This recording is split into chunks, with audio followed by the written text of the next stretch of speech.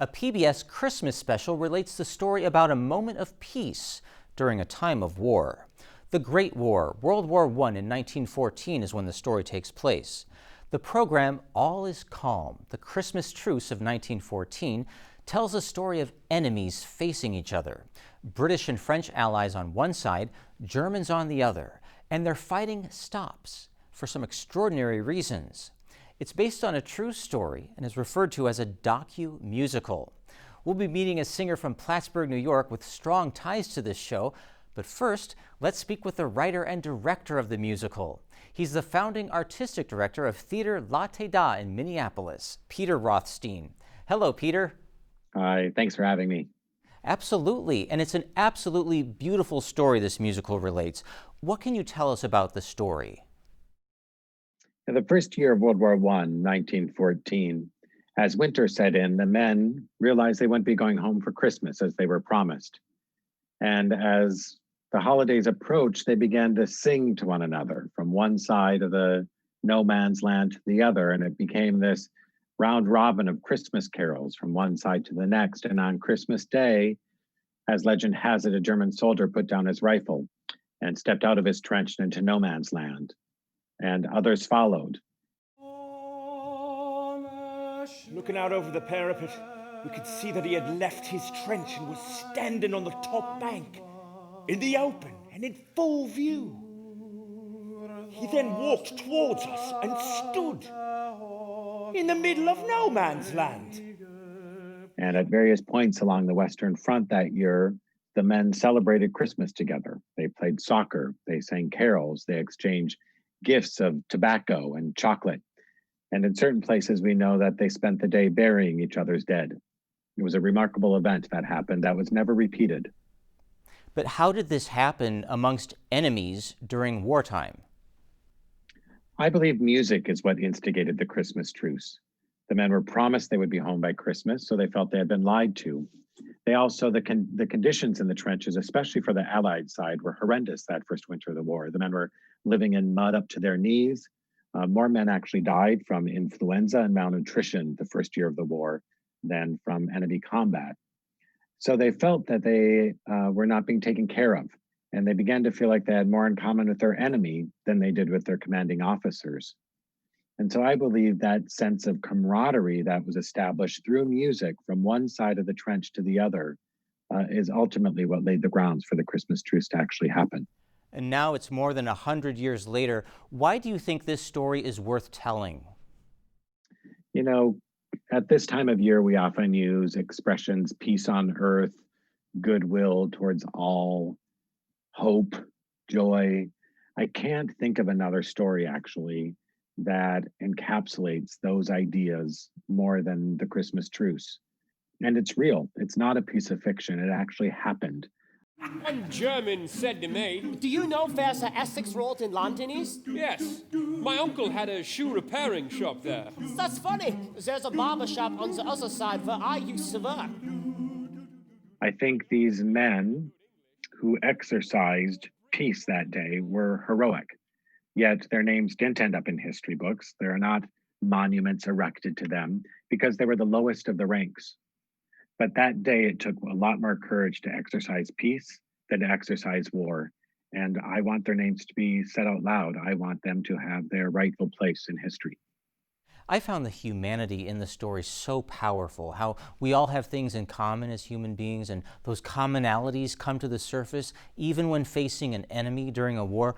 What does this story say about humanity to you? Each year when we're rehearsing this piece, we come to the moment where we begin the truce. And the legend, although there's documentation, is that the truce began with a German soldier putting down his rifle and emerging from the trenches and stepping into no man's land with his hands in the air singing Silent Night or Stille Nacht.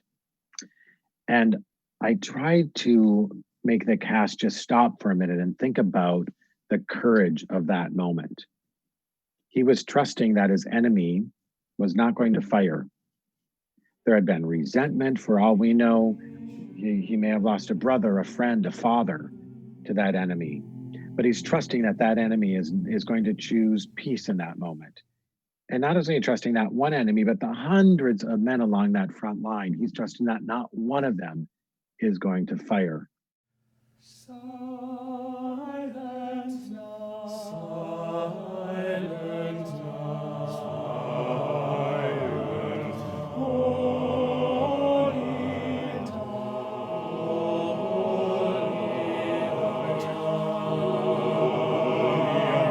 night, all is calm. I can't imagine the courage and the trust in order to do that. And I think here we are where our country is incredibly divided right now. We are so divisive. We feel like our enemies are across the street, are in our workplace. I can't imagine that we can't somehow see beyond our divisiveness. If we look at this moment in history where these men chose trust, chose hope, chose peace, we can do the same. I have to believe that. Well, that makes this year a very important time to be viewing your musical. And your musical also has an air of authenticity because you use the words of actual soldiers taken from their letters, their diaries, and poems.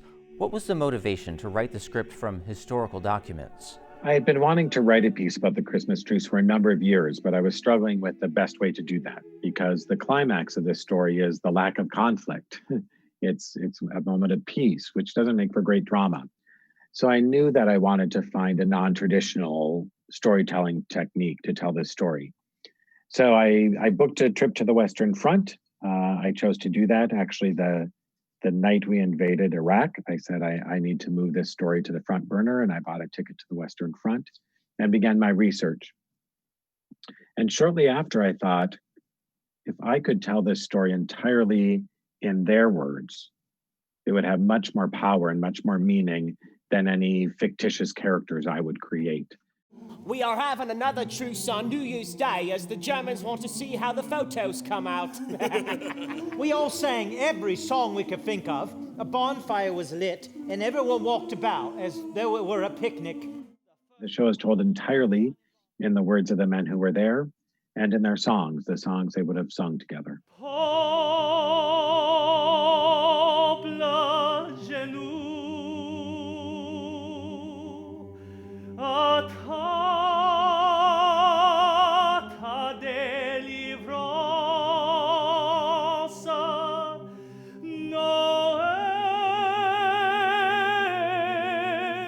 A resident of Plattsburgh, New York, performed in the show All Is Calm in its very earliest stages.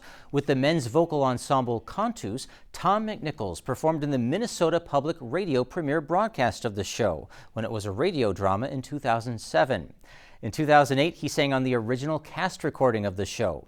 He performed in the national tour of the show as a stage musical in 2017, and in 2018, he appeared in the off-Broadway version that won a Drama Desk Award for unique theatrical experience. Thanks for joining us, Tom. Pleasure to be here. Thanks for having me. Music can do so much. What do you think, Tom, this story tells us about the power of music? I mean, the beautiful part here is that it transcended the languages. There are reports that one of the truces started because someone sang Stille Nacht, which is silent night.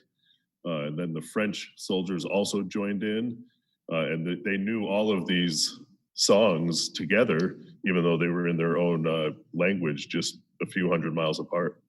Well, Tom, how do you relate to the story and the message of the show? Well, I was not fighting in trenches at 18 and 19 years old. I can't imagine what that was actually like. But we've done a lot of study over the years on these various soldiers, really gotten it into in depth of what this was like.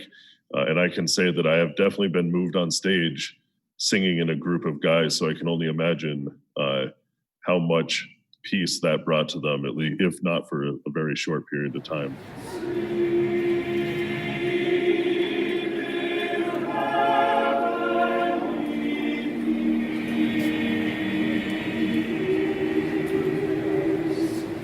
And I see you spent some time in Grand Central Station. What's the story behind this video you're sharing with us? That was actually just for fun. When I first moved to New York for a couple of years, I actually did a lot of busking in the subway, which is exactly what that is, those performances underground. So this was the 2018 off-Broadway cast. One of the days between performances, I had convinced everyone to join me. So we all hopped on the subway. We went uptown to Grand Central. We found one of the domed areas right off of the main terminal. And we went at singing the title piece to the show, the Silent Night arrangement by Eric Light.